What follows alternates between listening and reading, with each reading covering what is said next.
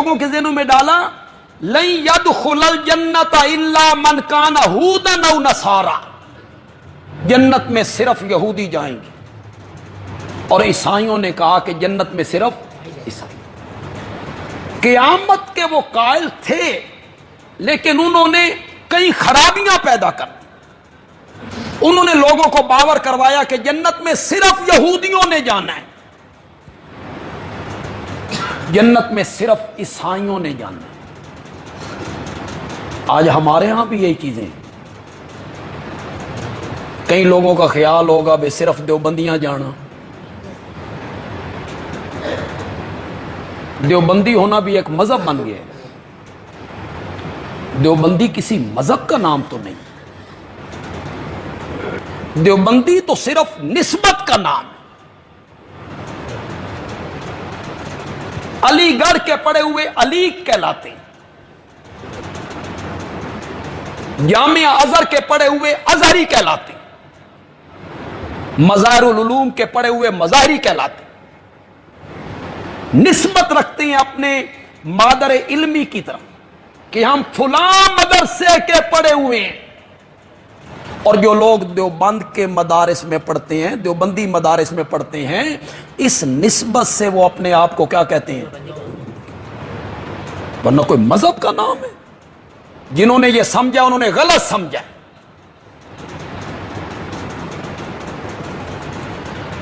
اگر جنت میں صرف دیوبندیوں نے جانا ہے تو عرب والے کہاں جائیں گے؟ دیوبند کو بنے تو 150 سال ہوئے، اس سے پہلے کے مسلمان کہاں جائیں گے؟ اگر جنت میں صرف بریلویوں نے جانا ہے تو عرب کنٹری میں ان کا نام و نشان بھی کوئی نہیں، تو وہ کہاں جائیں گے؟ یہ جو لوگوں کو تاثر دیا جاتا ہے نا کہ فلاں ہم سچے ہیں، ہم نہیں جنت میں جانا ہے، نہیں، جنت میں اس نے جانا ہے جس کا عقیدہ توحید درست ہوگا، اس میں شرک کی آمیزش نہیں ہوگی، اس کے عقیدے میں شرک نہیں ہوگا، اعمال اس کے صالح ہوں گے، اللہ اور اللہ کے رسول کی پیروی کرے گا، اللہ اور اللہ کے رسول کی اطاعت کرے گا، قرآن و سنت کے مطابق اپنے عقائد کو سنوارے گا، چاہے وہ جہاں بھی رہنے والا ہو اس کے لیے رب جنت کے دروازے کھول دے گا۔ پہلے بھی میں نے ایک دفعہ یہ بات کہی تھی، اس پر کچھ علماء اہل حدیث نے تبصرے کیے۔ فیصل آباد کے ایک بریلوی عالم نے بھی اس پہ تبصرہ کیا کہ بندیالوی نے یہ بات کہی ہے۔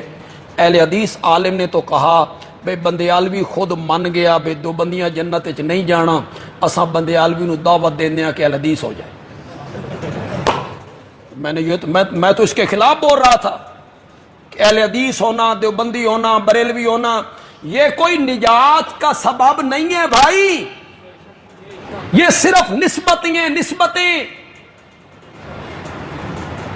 نجات ہونی ہے عقیدہ توحید پر۔ من قابل منی الکلمۃ التی عرضت علی امی فردها فہی لہ نجات او کما قال النبی صلی اللہ علیہ وسلم۔ میرے آقا نے فرمایا جس نے میری طرف سے اس کلمے کو قبول کیا جو کلمہ میں نے اپنے چچا ابو طالب پر پیش کیا تھا، فردہا، میرے چچا نے اس کو رد کر دیا تھا، جس نے اس کلمے کو قبول کر لیا یہ کلمہ اس کی نجات کا سبب بنے گا۔ یہ تو میرے آقا کا واضح فرمان موجود ہے۔ من قال لا الہ الا اللہ دخل الجنہ، جس کا آخری کلام ہوگا لا الہ الا اللہ دخل الجنہ۔ یہ جو فرقے ہیں، فرقے تو نہیں کہنا چاہیے کہ نسبتیں ہیں، دیوبندی ہے، بریلوی ہے، اہل حدیث ہیں، یہ نہیں ہے کہ انہی پر نجات کا دار و مدار ہے۔ نجات اسی نے پانی ہے جس کا عقیدہ بھی صحیح ہوگا، جس کے اعمال بھی صحیح